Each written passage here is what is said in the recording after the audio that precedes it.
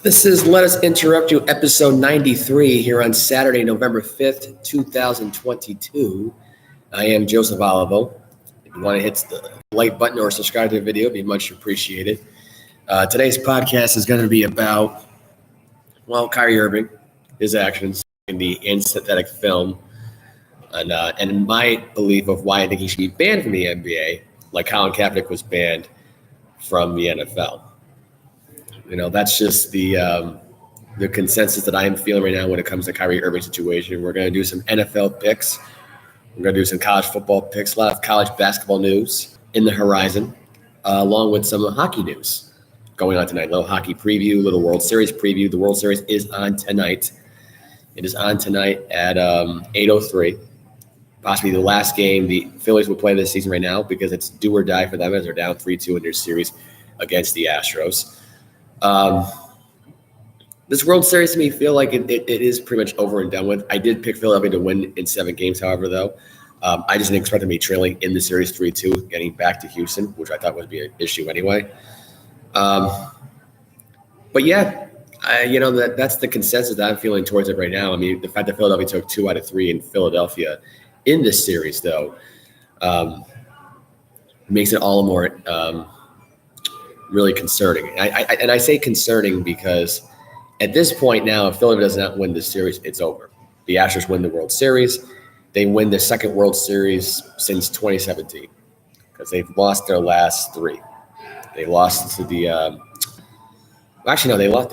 Was it their last 2 they lost? They lost. I know they lost to the Nationals in 19. They lost the Atlanta Braves in 2021. I think they failed to make the World Series. I think in 18 and 2020 when they lost in ALCS.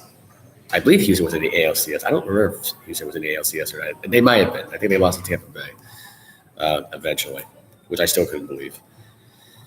But before we get into all that and all the World Series predictions, stuff like that, and all the possibilities right now, we're going to get into some NFL picks for the week. And I'm going to start off with the Panthers-Bengals. They are playing in Cincinnati. There is no Jamar Chase still. Jamar Chase is out with a hip injury. So this will be the second game without Jamar Chase this season so far. Probably another 2 weeks before he gets back. I will say this, though, about the Panthers. I don't know if they're tanking it or not. I don't know if P.J. Walker's playing or not. I don't know what the story of Baker Mayfield is. But I think either way you look at it, either this team is tanking or they're trying to win their NFC South division by default because that division is such a joke. It's not even funny. But I am going to go with the Cincinnati Bengals over the Carolina Panthers. By the way, I probably should have mentioned earlier that I am live today in Brood Awakenings in the conference room. Nice little ambience in the room. So if you hear like an echo throughout the video, I'm sorry. It's just the ambience in here. I can't really adjust that, obviously. It is a nice Saturday morning here. The Wi-Fi is better here, so it makes sense. Nice conference room, by the way. Actually, I may as well just pick up my laptop and show you the little ambience we have going on here. Nice little flat screen TV. We got some pots over here. Nice pictures, nice art. There's a lot of ambience around in this room. And that's what makes it so interesting is I don't take this laptop as much on the road as I should be. But I'm going to start doing that more often now because, until the Wi-Fi is fixed in my house with the laptop situation. And I don't know if it's just a Wi-Fi, maybe it's just a laptop. I don't know. But having the signal go in and out is not helping the cause with the show. As you may have thought out that episode 91 part B was canceled. And then the review for all the games I could have done last week got canceled because of the fact that I lost the video itself. And I lost 58 seconds of that video because it got deleted off of YouTube. So this right here will just be good for now, the time being. I'll be either at Brood Awakenings, Panera Bread, wherever the case may be. I'm taking Let Us Interrupt You on the road. That is the point is right now going forward. I will be on the road traveling, not traveling outside of the state, obviously, although you never know. I may be in relocation. It's not the first time I've relocated before, so it is what it is. And if you notice, I got a little mustache action going on, so that's a nice little change of look right now at this point. Has not bothered me yet. I usually start itching at this point with this, but it has not started to itch today, so that's a good thing. But yeah, I'm going with the Bengals over the Panthers. I think Cincinnati has a much better defense than they had from last season. I think their defense will help out a little bit. And they're playing the Panthers. Realistically, I mean, if it's PJ Walker or Baker Mayfield, if it's Baker Mayfield, I think it'd be worse for Carolina. If it's PJ Walker, you never know. The Panthers should have won last week against the Falcons. They screwed up. They shot themselves in the foot twice because their kicker's so bad. But yeah, I would say I'm going to go with Cincinnati today over the Carolina Panthers. Green Bay Packers travel to Detroit Lions. The Lions who trade away T.J. Hockenson this week. Very unlikely for the Lions right now to keep the guy around if they're not going to be successful. But they did trade within their division rival Vikings. So this will be the first game without him. As a whole, this team is completely fallen apart. I don't see how at this point Dan Campbell's still head coaching this team. I don't see how the ownership has even confidence in this guy to be the head coach of this team going forward. I wouldn't be surprised if they take the rest away just to get him fired. I'm going with the Packers right now. It's a simple win. If they lose the game to Detroit, that's it. Their season's done. And I wouldn't even be surprised if they had a losing season because of it. If they lose to Detroit right now, it's going to send them back, way back at this point. For a team that's trying to tank, I mean, and I think that's what Detroit's trying to do, along with Carolina. I think both teams are trying to tank at this point for a quarterback. So we'll see. I'm going with the Packers today over the Lions. That game is on tomorrow at 1 o'clock. Colts are at the Patriots this weekend. No Jonathan Taylor, no Hines. Not really sure who's left for running back at this point for Indianapolis. But I will say this, though, about the Indianapolis Colts. They're not going to win. They're not going to win at all. And apparently Kwity Paye is coming back. Kwity Paye, who's on the injured reserve list, will be back this weekend for the Colts. I'm going with the Patriots to win. Their defense is too much. Their offensive line is terrible for Indy. They can't protect quarterbacks at all. Matt Ryan hurt his shoulder because of that team. Now you got Sam Ellinger in there. He's the next victim at this point to be absolutely destroyed by that horrible offensive line play. Indy's defense is decent. It is pretty decent. New England's offense is pretty average at best. But I think this is going to be a low-scoring game. It's going to be a defensive struggle. And I think Indianapolis just scores 7 points. I don't see how the Patriots allow more than one touchdown with Sam Ellinger of all people. And he hasn't really proven anything. So I don't believe in Sam Ellinger or Illinger, whatever the hell his name is. I don't believe him at all. Bills Jets in MetLife Stadium. Bills got Nyheim Hines right now in the trade. They got Dean Marlowe, the new safety. Jordan Pryor hasn't ruled out for this weekend for the Buffalo Bills. The Bills are still going to win though. When you had Allen, you got Gabe Davis, and you got Stephon Diggs, and you got Dawson Knox, and you finally got Hines, and you got a great defense, you're set. I think Zach Wilson is a fraud at quarterback. I think the Jets' record overall is a fraud record. I don't think they're going to win another game going forward. I think realistically, they might get a win over Jacksonville because they play the Jags because the Jags suck. But other than that, I look at the Jets right now. They're kind of a fraudulent team. They're not that good. Their defense is what got them to win the games in the first place, and Joe Flacco at quarterback. But when you got rid of him and you got Zach Wilson, who nearly pees his pants every time he has the ball, and so does the rest of the Jets organization. That's what you get. You get Aaron Rodgers. Not Aaron Rodgers, error, because he makes a lot of mistakes, Zach Wilson. I call him error because it's like you make a mental mistake at the mental mistake. It's like human error failure, with Zach Wilson. So I'm going with the Bills or the Jets. Chargers Falcons, they are in Atlanta right now. The Falcons right now will have Rashad Fenton debut, the former Kansas City Chief, now Atlanta Falcon defensive back debut with A.J. Terrell. I was going to go with the Falcons. I was, but something's telling me to go with the Chargers here. I don't know what it is. There is no Mike Williams. I don't believe Keenan Allen is playing either, I don't believe. DeAndre Carter has been ruled questionable. Hopkins is out. Rump the second is out. Tilley is out. And so, there's a lot of injuries in this whole thing. Cordell Patterson, not clear to play either for the Falcons either. A.J. Terrell's also ruled out as well. So I was going to go with that. I was going to go with it because I thought, most of these guys would be playing, but most of them are out. But the Chargers, I believe, have a realistic shot to win this game with or without the players. Keenan Allen, whatever his story is right now, I don't know what his story is right now in L.A. I don't know why he hasn't been playing as much. I mean, he's been dealing with a hamstring lingering injury. Mike Williams has been dealing with an ankle injury. I will say this right now about Justin Herbert this year. he is on the cusp right now of being MVP this year. Whether he wins it or not, he's on the chase for it. And I think right now with what he has for weapons right now, he can manage. Austin Eckler still being there, he can manage with that. I mean, he can have a game where he can throw the running back 3 times and he can rush it into the end zone, make it a 4-touchdown day.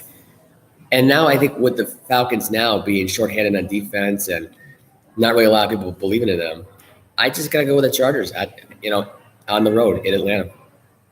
I truly believe that. Dolphins are at the Bears. I'm going with the Dolphins. Bradley Chubb expected to make his debut this weekend after the contract he signed long-term with the Dolphins. I think he retires with the Miami Dolphins. I'm sorry. I think Melvin Ingram does the same thing. He retires with the Miami Dolphins. I don't see how they don't. They both are good. They both have the rush mentality to get to the quarterback. Bradley Chubb is like a similar version of Von Miller. And I look at Tyreek Hill and I look at Jalen Waddle. I don't see any of the Chicago Bear defenders shutting those two down. And Tua is playing on another level right now. I think with that combination and a really good defense and Bradley Chubb making his debut, I just can't imagine Chicago getting the win at home against this Miami Dolphins team. So I'm going with the Dolphins to win. Vikings at the Commanders. Well, I'm going to go with the Minnesota Vikings. Simply put, Justin Jefferson's unstoppable.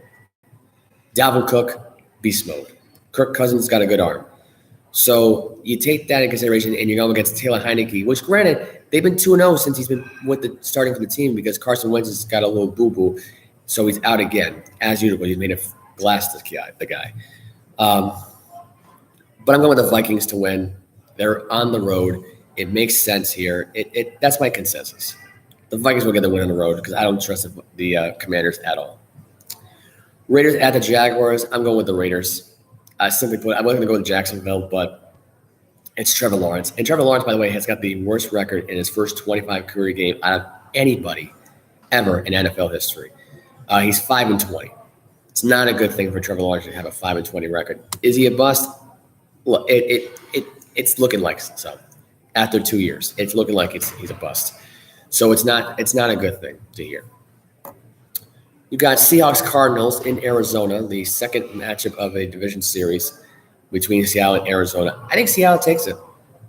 As much as I want to believe in the Arizona Cardinals right now, pulling off the win right now at home, and they are favored by 2 points, I look at Geno Smith. I look at him as a future of the NFL.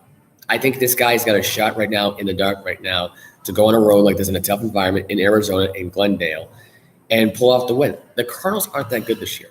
They're not. They're not good defensively. They're not great offensively.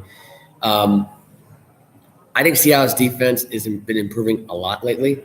And I think realistically with Arizona's offensive line protecting Kyler Murray, it's not good. Yes, Cliff Kingsbury is no longer calling the plays, but since that's happened, I don't think the Cardinals have won a game. I may be wrong on the stat, but I don't think the Cardinals have won a game. I don't think it's just Cliff Kingsbury who's been bad at coaching. It's been the offensive play calling as well. So I'm going with the Seahawks to win. They will go 6-3. They will remain in first place in their division. That's it.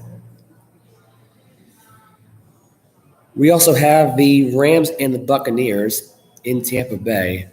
They'll be on tomorrow at 4:25. It's Matthew Stafford versus Tom Brady, a rematch from last year's NFC division round from last season. And it's going to be the same result. I think the LA Rams get the win. I think Tampa Bay has been bad at home this year.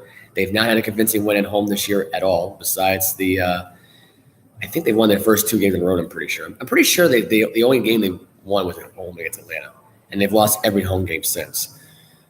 They've just not been a really convincing team. I don't think they're good enough this year to be making a playoff run this year. I think their defense is really bad right now at this point, really struggling at the worst time possible. With Antoine Winfield Jr. out and Cameron Braid out and Russell Gage out, it limits what Tom Brady can throw to. Mike Evans has not been a sure thing. Chris Godwin has not been a sure thing. But you know what's been a sure thing? The Rams. The Rams have been a sure thing. So I think the Rams are going to be victorious in this game. I always say don't bet against Tom Brady or the Tampa Bay Buccaneers because I got the Tampa Bay Buccaneers sweatshirt on. But I just think there's no shot. There's no shot that Tom Brady wins this game. Their offense is depleted. They're falling apart at the seams. And some people are saying that Tom Brady's going to come out of retirement. He's not going to come out of retirement. he's going to retire for the second time and stay retired, or come out of retirement and go play for the Miami Dolphins. I think those days are over. I think Tom Brady at this point has lost his arm strength. I think he's just been struggling as of late with the whole divorce and all that stuff, drama going on. And I think with all those distractions, with all that drama, and really of how slower he's becoming at like getting away from sacks and stuff like that. And yes, he's always been slower, but he's really been declining at the worst time possible. So, and granted, he only did throw one interception this season, but I just think it does not make a difference. Anyway, I just think realistically, it will be telling here to see how this plays out going forward, because again, we'll see what happens now going forward with the Buccaneers going forward with how their defense will play against the Rams. Because either way you look at it, both offensive lines suck. But I feel like Tampa Bay's offensive line is worse than LA's offensive line. So that's that. Tennessee Titans will take out the Kansas City Chiefs this weekend in Kansas City. I'm going with the Chiefs to win. Whether or not Ryan Tannehill plays or not, it doesn't matter. Tannehill didn't play last weekend because he was out with an injury. Malik Willis was a starting quarterback. I think here it won't matter, because I think Malik Willis will get the bench warming position here. And I think whether Willis plays or whether Tannehill plays, Derrick Henry will go up and do his usual thing. But I look at Kansas City defensively, and I say, even with what they have, Tennessee's no match for Kansas City. They're not. And Kansas City's been dominant at home this season, despite the one home loss against the Buffalo Bills. They've just been dominant. They've been hard to beat at home, and they're a tough team to beat at home anyway. And I just can't imagine the Tennessee Titans going on the road into Arrowhead here and getting the W there. So I'm going with the Kansas City Chiefs to win. Mahomes is going to be too much. You got Kadarius Toney will make his debut if he's playing this weekend, which we don't know if he is. Travis Kelce. It's just too much for Tennessee's defense to handle. So I'm going with the Chiefs to win. Ravens at the Saints. I mean, it's Lamar Jackson versus what? Andy Dalton. That's what we're gonna get here. We're gonna get Andy Dalton now on a Monday Night Football game against Lamar Jackson, or Taysom Hill in this case. I mean, either way you look at it, you got the Ravens who are in last place right now in pass defense. That's or 31st now, granted. But I look at this, I think to myself, how bad could you possibly be to lose to this Saint team? Now they're at home; they're 3-5, granted, and they don't have Rashad Bateman, the Ravens, now because he's out for the rest of the year. I'll get more into that later on in the show. I mean, there's not much else to say here about this, other than that fact I think Baltimore wins this game. I don't see how the Ravens don't win the game. I mean, you got Andrews who's questionable, Robinson who's questionable, Peters who's questionable, Edwards is questionable with all injuries, but they will play. I can't see Mark Andrews missing this game. I can't see Robinson, Peters, and Edwards missing this game. So, as far as anything else goes, Michael Thomas has been ruled out, so he's not playing this week for the Saints. So that's the only thing you need to know about that particular thing. But yeah, that is your Week 9 preview.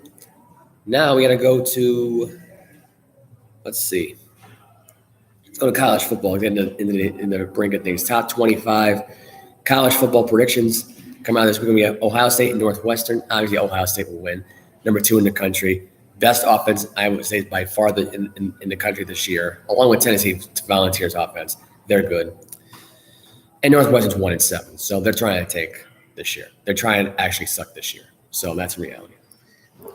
24th ranked Texas taking on 13th ranked Kansas State. I'm going to Kansas State to win. They had a dominant win last week over Oklahoma State. They were exposed left and right. Oklahoma State was.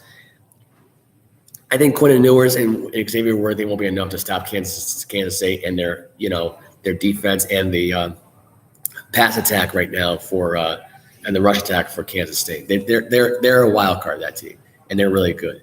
So I think Kansas State gets the win. 4th ranked Clemson taking on Notre Dame. Clemson is 4-point favorite over the Notre Dame Fighting Irish. The Fighting Irish are 5-3. Clemson's 4th ranked in the country, and they are undefeated. I'm going with Clemson to win. DJ Ugali wants revenge from 2 years ago. They're facing a team now that is completely different. I don't think Notre Dame is for real anymore. So I got to go with the 4th ranked Clemson to win. 5th ranked Michigan taking on Rutgers in New Jersey. Michigan gets the win.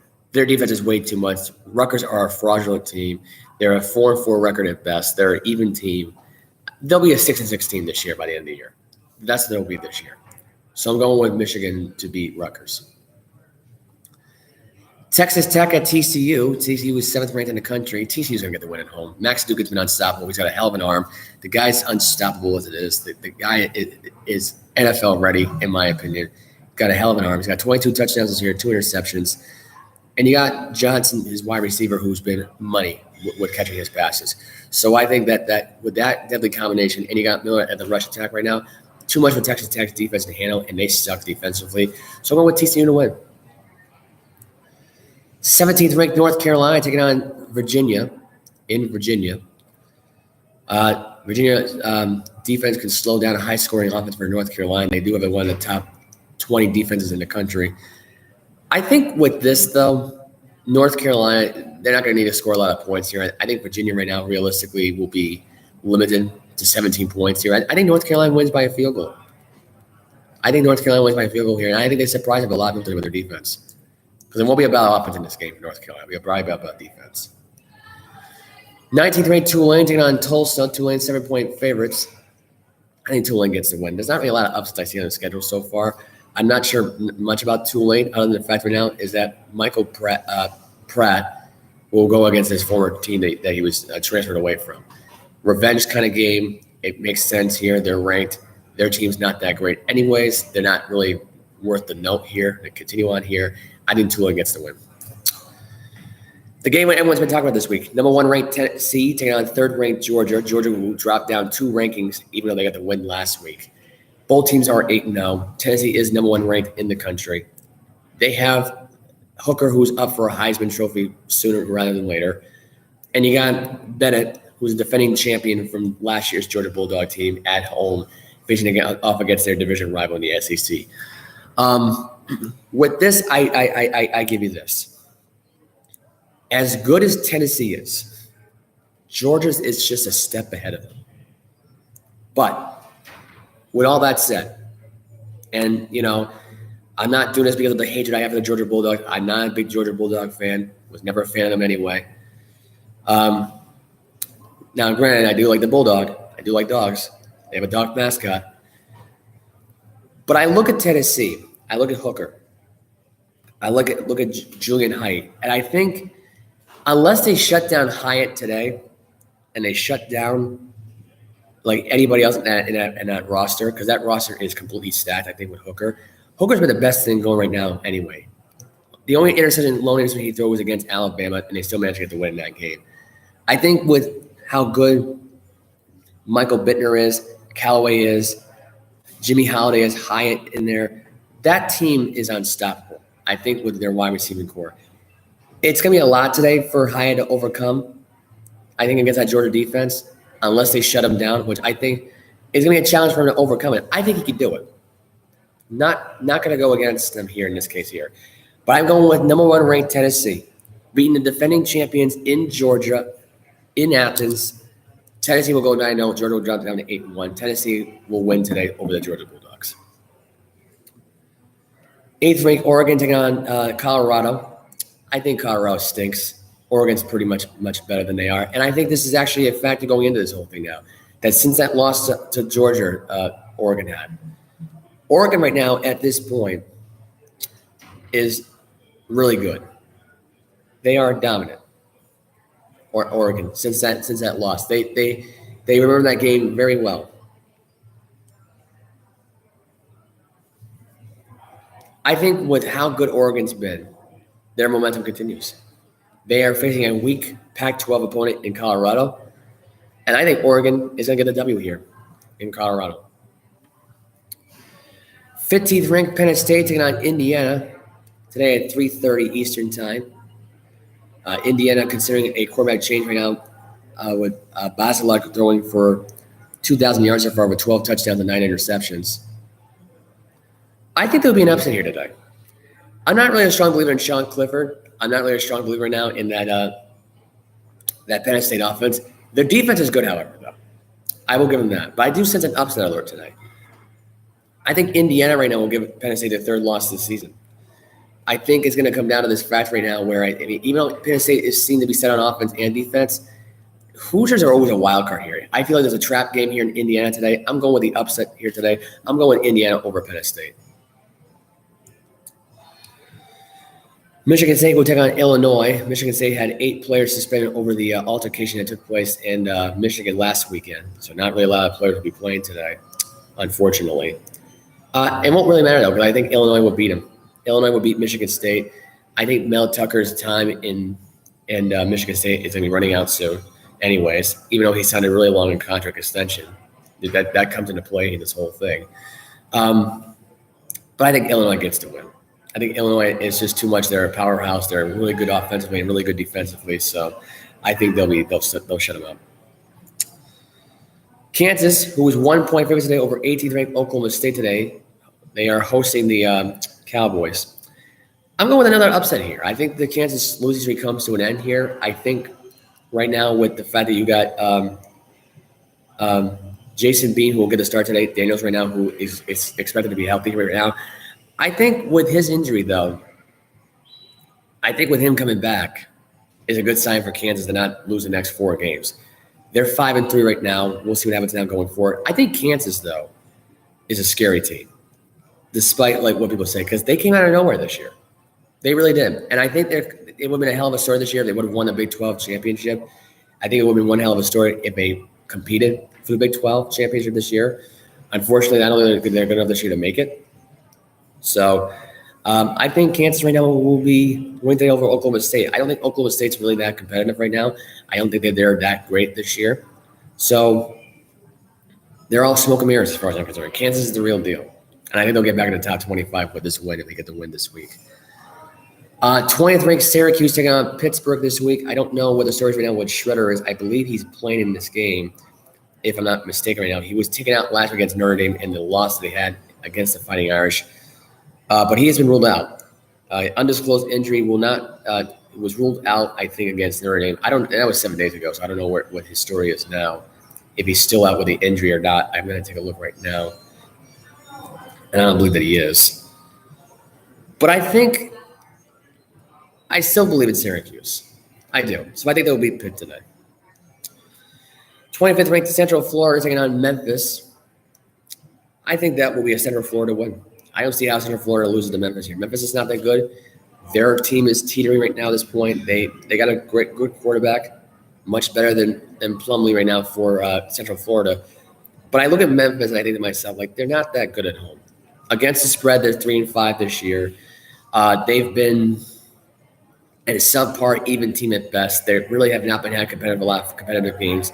They've had some bad losses. They have some tough games. This is one of them here against Central Florida right now. I don't expect Central Florida to blow them out, but I think this will be a 2-touchdown win. The Crimson Tide renew their rivalry against the LSU Tigers. You got Nick Saban versus Brian Kelly. Jalen Daniels versus Bryce Young. Basically LSU versus Alabama. This time in Baton Rouge. I think LSU gets to win. They get the upset win over Alabama. Listen. Alabama's 13.5-point favorites. Hear me out here for a minute. Alabama at this point right now has had an impressive season. Bryce Young having an impressive year, 18 touchdowns, 3 picks. Jalen Daniels has got 12 touchdowns, 1 pick. Daniels might be the key secret here to stopping Alabama. They may even do it. They may actually get this win. Get the upset win. They're at home. There's a lot of pressure on Alabama anyway to perform in this game. If they win, they go to the SEC West division title. They win that again, and they go in there and they face Tennessee, and they might just get their revenge. But I think LSU's got a much better bright side of this whole thing. They're at home. No one's believing in them right now, except for me. Daniels was the key to beat Ole Miss last week, exposing them defensively, exposing them offensively. Or no, it wasn't last week, like a couple weeks ago, actually. So I think this will be the game right now where I think LSU gets the W. I think LSU gets to win at home against Alabama. I think Bryce Young struggles today against that LSU defense, and we'll see. We'll see what goes on from there. But I think LSU's defense will be the difference maker in this game. They're getting a little bit better lately since that terrible loss they had at home against Tennessee earlier this season. So I think they'll crack down against Bryce Young, Gibbs, and Brooks. That'll be the key in this game. Arizona at Utah. I'm going with Utah to win. Utah's 14th ranked in the country. They're one of the better teams in the Pac-12. I think they're not going to be making a successful run for the Pac-12 title because realistically, right now they don't have a shot right now, despite the fact them beating USC for the division standing at this point. I think they may actually have the advantage over USC if I'm not mistaken. No, Oregon does. Sorry, Oregon does. So could be Oregon, could be USC for the Pac-12 division title. Who knows? But yeah, I'm going with Utah to win. 21st ranked Wake Forest on 22nd ranked North Carolina State. This is a battle right now for the ages right now. Deacons and Wolfpack. And I think the Wolfpack will get the upset win. Larry at this point, I don't believe is I don't know if he's still out or not, but he's not. Okay. So Larry will get the W here for his team. They're at home. The Deacons are not the same team. Sam Hartman, since that loss to Clemson, has been all out of sorts. And I think Sam Hartman right now is going to have another bad performance. You talk about last week against Louisville getting absolutely crushed against them randomly. I think Sam Hartman this week will get a come down here, but the Wolfpack are tough at home. They're hard to beat. And I think the Wolfpack will get the W at home against the Deacons. They're at home. If it was at Wake Forest, it'd be a different story, but I feel like Wake Forest at this point it's kind of teetering down. It's starting to teeter downward, where North Carolina State's starting to teeter upward. So that's that. 9th ranked USC will be taking on Cal tonight. USC will get the win. They're at home. The Trojans are unstoppable. And Caleb Williams is a difference maker. I rest my case. 12th ranked UCLA will be Arizona State. There's no other debate about that one. UCLA is much better. Arizona State sucks. There you go. And the only top 25 upset that we had last night was within the Oregon State. Oregon State was 23rd ranked. They lost to Washington 24-21. Washington now improves to 7-2 on the year. Junior last night. Michael Penix Jr. went 30 for 52 last night, 298 yards for a touchdown and pick. He's got 23 touchdowns this year and 5 interceptions. In a junior right now out of Tampa, Florida. They were the difference maker in this game. They were. I mean, you got Michael Penix Jr. right now. It's hard to bet against him. He is a good quarterback. I think he really belongs in USC. I think with his arm, I think he's a little bit better than Caleb Williams. I think they got the raw deal in getting him instead of Caleb Williams. I think if they would have gotten Caleb Williams this year, I think Washington would be undefeated. That's just my take. But yeah, I mean, but Michael Penix Jr. right now, I think, with the two, crappy losses they had, 2 asterisk losses, this team right now should be 9-0. They're a lot better than what people say they are. So that's that. So that is your football picks for the week. We're going to get into World Series preview right now, preview mode. Phillies Astros on tonight, Game 6. The pitching matchup tonight is going to be Zach Wheeler versus Valdez. Valdez with ERA of 1.42. He's had 6 and 3rd innings pitched this postseason right now. On average, Zach Wheeler is 5 innings pitched this postseason, probably even within this series. He only lasted 5 innings the last time he was out against the Astros. I think this is it. As much as I want to believe in the Philadelphia Phillies, as much as I want to believe in what they can bring to the table with Bryce Harper, Hoskins, and Remuto, I look at that team and I think to myself, there's no way. There's no way they're going to get the win tonight in Houston, down 3-2, and win the next one after that. I don't believe in this team. Yes, they got Schwarber as well in this whole ordeal, which I completely forgot about. But Houston's got Alex Berkman, Jose Altuve, Jeremy Pena, who, by the way, right now is favored to win MVP. So he might win the MVP tonight. And you got the pitching staff of Verlander and Valdez. I think with that combination, the pitching staff is a little stronger than Philadelphia's this year. So I think the Astros get the win tonight. They win in Houston tonight. They win their first World Series, their first win that leads to a bigger growth in their dynasty. And does that mean Verlander sticks around if they do win? Yes, I think it does. I think that dictates right now whether or not he plays this season or not. Verlander can still go, as far as I'm concerned. For a guy who had like 2 years of rest, pretty much, he can still hack it. The guy's old, and he can still do it like that. He could probably pitch for another 5 years. He could. So I'm going with that. Going for the W for that team tonight. Astros tonight will get the win. I'm sorry to say, but they will. Anyway, we'll get into some NBA scores and news talk from last night. A lot of good games that were on last night. Cavaliers beat the Pistons last night, 112-88. Cleveland had a great night last night. They now improved to 7-1 over Detroit Pistons. Jared Allen had 23 points right now for the Cavaliers. Mobley had 11 points. LeVert had 15 points. I can't think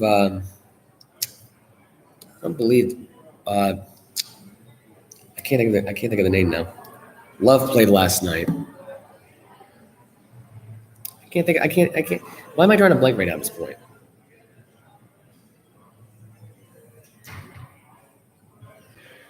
There was no. I can't think of. This is what I mean. Normally I would think of this team. I can't think of the guy's name now. Why am I trying to blank on this? There's no Garland last night. Donovan Mitchell. That's what it was. Donovan Mitchell. There was no time. I shouldn't be blanking at that name. For whatever reason, I wanted to call him DeAndre Mitchell, but it's Donovan Mitchell. I don't know why I couldn't think of the name. I have no idea. Osman didn't play last night, I don't believe. Played last night.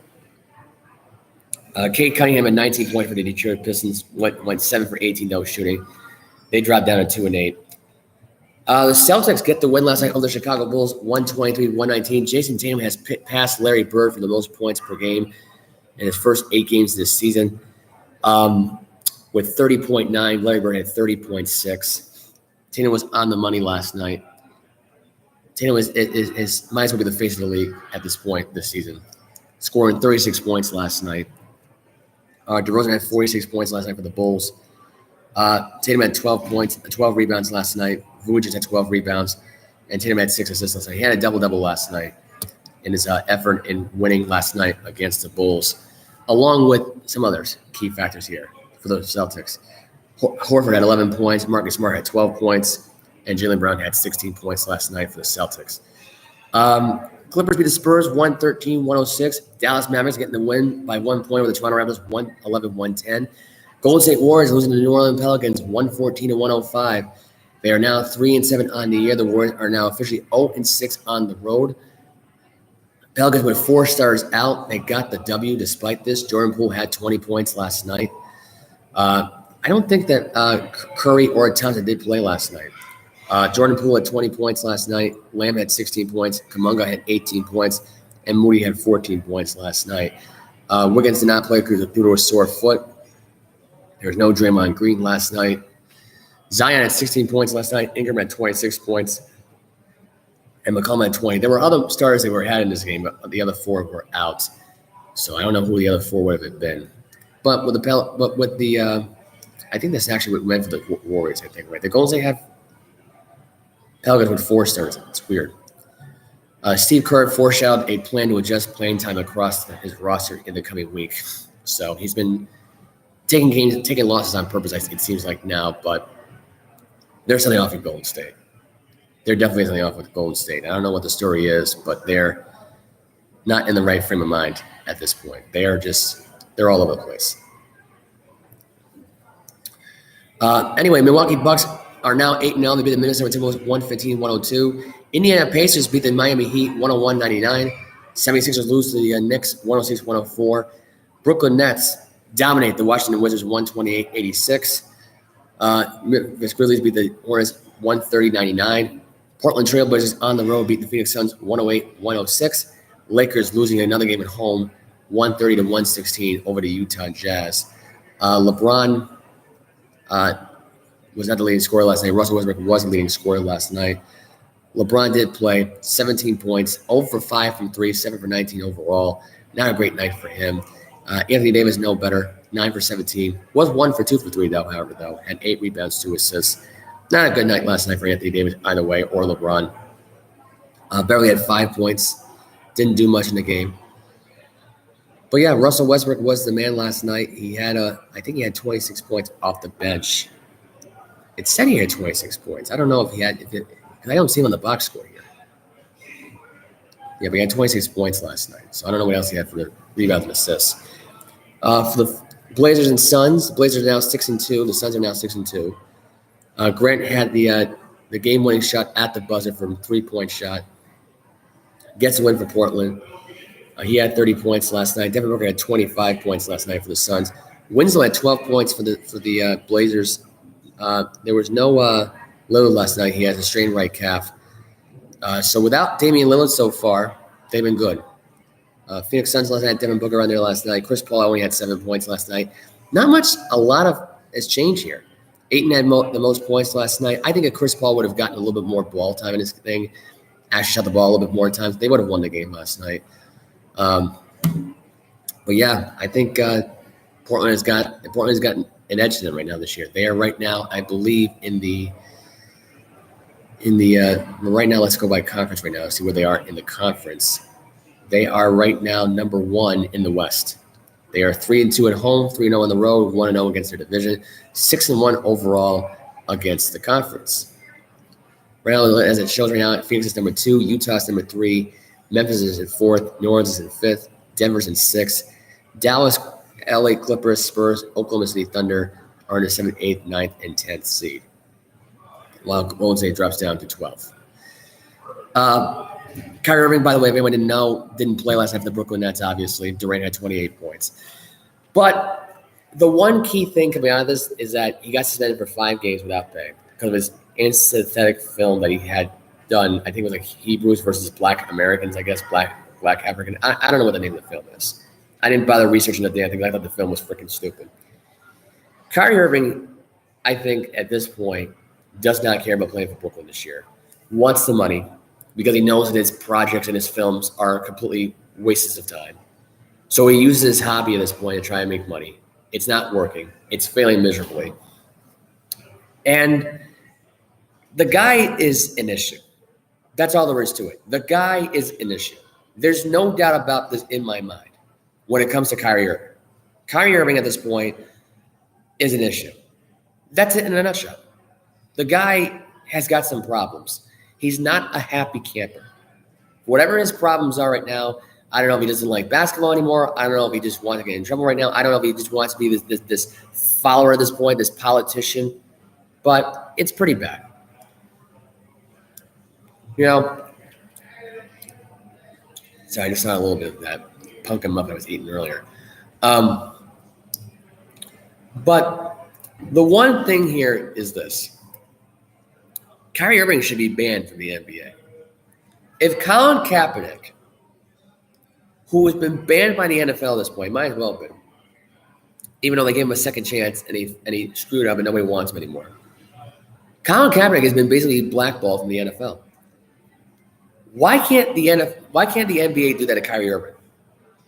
Why can't the NBA players just wake up? It's a players' league. Let's be honest. There's no owners that control these guys. There's no commissioner that controls these guys besides I guess the commissioner does kind of control them.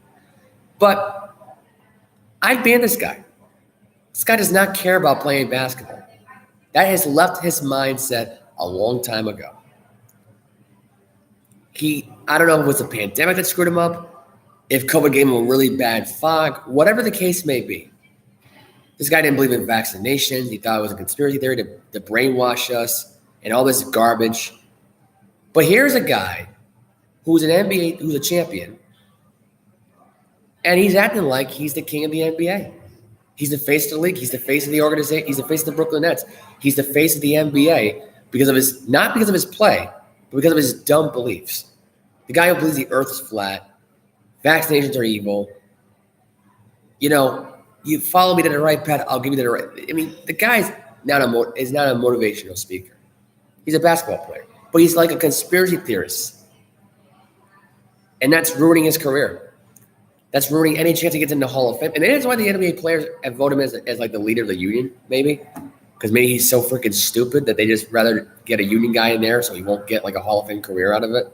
Which, if he keeps this up, I don't see how he does. I don't see how he does.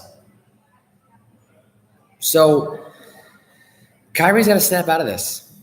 Or I think he's going to be banned from the NBA, and I think he should be. This guy's a lost soul, does not care about basketball, basically trashes the Brooklyn Nets. He's saying how he doesn't need a coach. You wonder why he doesn't need a coach? Because in reality, he doesn't want anybody telling him what to do.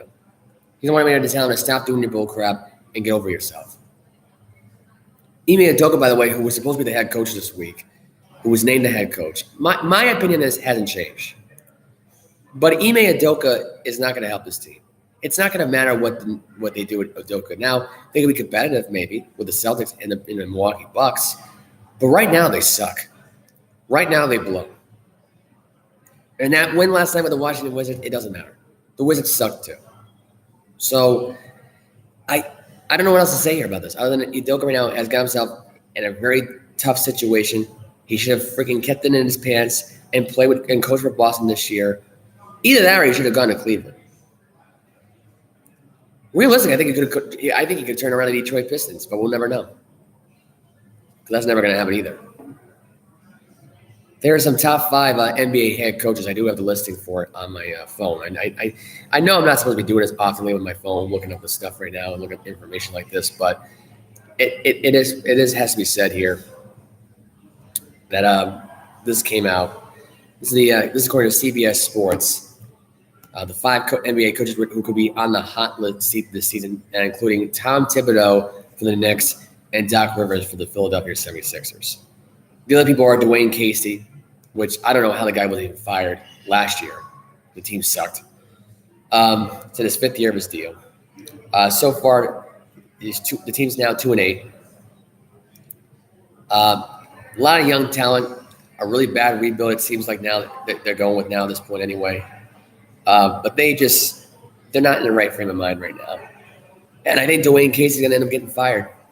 I think he's not the right coach for this team. He's not really doing anything to help his cause. Let's put it that way. You got Doc Rivers, Tom Thibodeau, Billy Donovan for the Chicago Bulls. I don't know why Billy Donovan's on this list. I mean, they're 5-5. They're not in a bad spot right now. I wouldn't put him on the list. And Nate McMillan, another one who I don't think should be on the hot seat. But if I had to say right now who deserves to be on the hot seat now going forward, I would say right now it would be the Lakers head coach. Because Devin Hervey right now, whatever his name is, has got to be by far the worst head coach the Lakers have ever had. I think they would have been better off having the other guy back. Because this guy's just as bad. He's just as worse. So I don't know what they're thinking here. Another person I put on the hot seat right now at this point, I would put on the Charlotte Hornets head coach. Because he's been freaking awful as well. Terrible. To say the least here. Now going forward. I don't know what the story is with that guy, but why he was never fired from the team and rehired back, I have no idea. But they're not going anywhere this year, Hornets, the way they've been doing it. I can't think. See, I'm drawing a blank on their names because it's just been a while since I've thought about the names at all, these coaches. So I apologize if I botched the names up or whatever. But anyway. NBA restricted free agent Miles Bridges pleads no contest to the felony domestic violence that he had over a few months ago, per report. He's on probation. He will serve no jail time. So that's it. But as far as what he'll do for an NBA career goes, we'll see what happens. I think he won't. I don't know if he'll play this season. But I think right now, as of now, going forward, I think there'll be at least a year until he plays again this year. James Harden, I forgot to mention earlier, there's no Harden due to the strained right foot tendon strain that he suffered in his foot. So he'll be out for a month. Rashad Bateman, out for the season for the Baltimore Ravens due to his foot injury that he had a frantic surgery on his left foot as of this week. So he'll be out now. Sorry, I had to clear my throat there. Joshua Primo's accuser alleges 10 months of inaction right now from Spurs has filed a suit against the team. So the female employer is now going to sue the Spurs. And Primo's also going to be sued over the exposure as well. So Joshua Primo right now, the hottest thing going, just ruined his career quickly before it even began.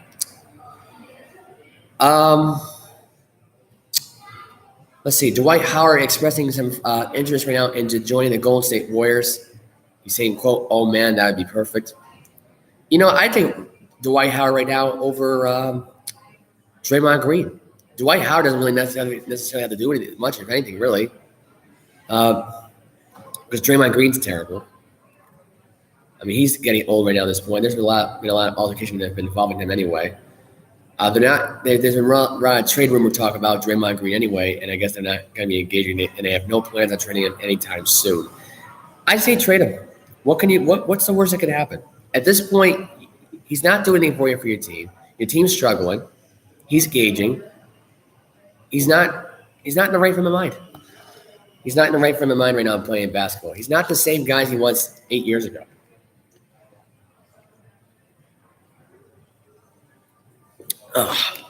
Sorry, I had to clear my throat there.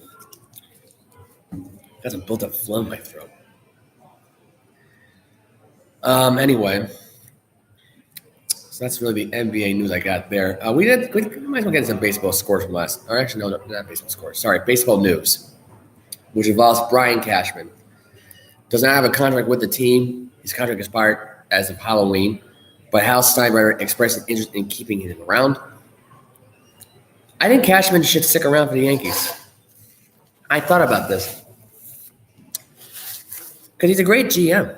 I think he's helped his Yankee team out tremendously with the acquisition of Donaldson, Giancarlo Stanton, and Aaron Judge. I think keeping him around will be serviceable for the Yankees. I think Aaron Boone at this point wants to stick around the New York Yankee. He even said right now he wants to win a title in the city. So does Cashman. I think at this point right now, if they can't get him re-signed, the Yankees, if they can't come to some kind of agreement right now where they keep him around for long term, the Yankees are in trouble. Because I can't find any other GM or any president, or besides Dave Dombrowski, who was turned around the Philadelphia Phillies franchise. And Dombrowski, I think, realistically, if he was the president of the team, of the Yankees right now, and you got Cashman there, they've already would have won a World Series by now together. They've got the same mindset when it comes to baseball. When it comes to baseball mindsets, Cashman, Steinbrenner, and Dombrowski are the ones to talk to. And maybe John Henry before he didn't care about baseball. You talk to John Henry about baseball. You talk to Sam Kennedy about baseball, the VIPs. Those guys care about baseball back then. Now, I don't know what they care about. But that's that in a nutshell. Let's see. You got any more stories? Oh, yeah. Bob Hutchins, according to ESPN, went on was an interview this week about Gonzaga basically would be how they would fare out in the Big 12, saying, quote, would face an awakening in the Big 12. So it doesn't really give the Gonzaga Bulldogs much credit. I don't give them much credit either. I'm trying to figure out why Gonzaga would be considering going to the Big 12 at this point. I would say maybe the SEC East maybe, or compete in the ACC, or really compete in the Pac-12. Because to me, I think they beat teams in the Pac-12. The Pac-12 in basketball is not that great. Yes, you have UCLA. Yes, you have USC. I don't think Oregon's that much of a blowaway basketball team. I mean, they still are considered in the conversation, but I think Gonzaga would be better off in the Pac-12. They are a West Conference team. They're out West anyway, most of the time anyway. They play against the West Coast anyway, most of the time anyway. Their WAC conference kind of blows. But Pac-12 is no better. So I say put them in the Pac-12. You got yourself a really good conference there. Put them there. They deserve to go in that situation. Why not? They deserve it at this point. Anyway, some more news that came out this week. Bill Self has been suspended for 4 games due to a restriction within the self-imposed ban due to the recruiting violation that the Kansas Jayhawks have violated. So he'll miss the first 4 games, including the game against Duke. So they will not be facing Duke in the Champions Classic. They will not be facing the Blue Devils. They will be without Coach K too. So you won't have any Coach K or Bill Self. Probably the 2 top coaches right now in NCAA basketball won't be in that game. So it's going to be awkward watching that game. Knowing the fact that those guys won't be coaching that game. And, whatever the violations were, it sucks, but it is what it is. So it's not a great thing. It's not a great thing to hear. It's kind of disappointing, actually. I think Bill Self would know better. But very disappointing. Washington Commanders have thought about selling the team. They have hired Bank of America secretaries to consider the potential transaction of the team. This is according to the Bleacher Report, including Ian Rappaport on Twitter. And right now they're in the process of selling right now to Jay-Z and Jeff Bezos. So they're in long contract talks right now with those two this week. We'll see what happens. After the vote right now, it was 31-1. So at this point, they're thinking about selling the team. Is Dan Snyder going to do it? I don't know. I think by the end of the season, with the way things are playing out right now at this point anyway, the way Dan Snyder has been acting all these years, there's no saving Dan Snyder after this season. Once this team sells the team, that's it. It's over. It's done with. I think Jerry Jones just keeps him around because he knows of how incompetent he is. I don't think Jerry Jones and Dan Snyder are really good friends. I don't think he is. I think Dan Snyder is being used by Jerry Jones because he knows the Cowboys, who have been a team of failure every year, make the playoffs, either being one and done or losing on the road in the division round. You hide inconsistencies with his ability as a general manager, as a president of the team, and being on his high horse, being one of the lead horsemen as far as NFL owners go. With that in the play, with what Jones has done to manipulate Dan Snyder for years, and Dan Snyder is in trouble because of the violations and regulations that he had purposely done against the NFL. He's got one account book that the NFL knows about, and the other account book doesn't know about. But the problem is, he's been hiding funds for the NFL. He's been hiding funds from his season ticket holders. He's been hiding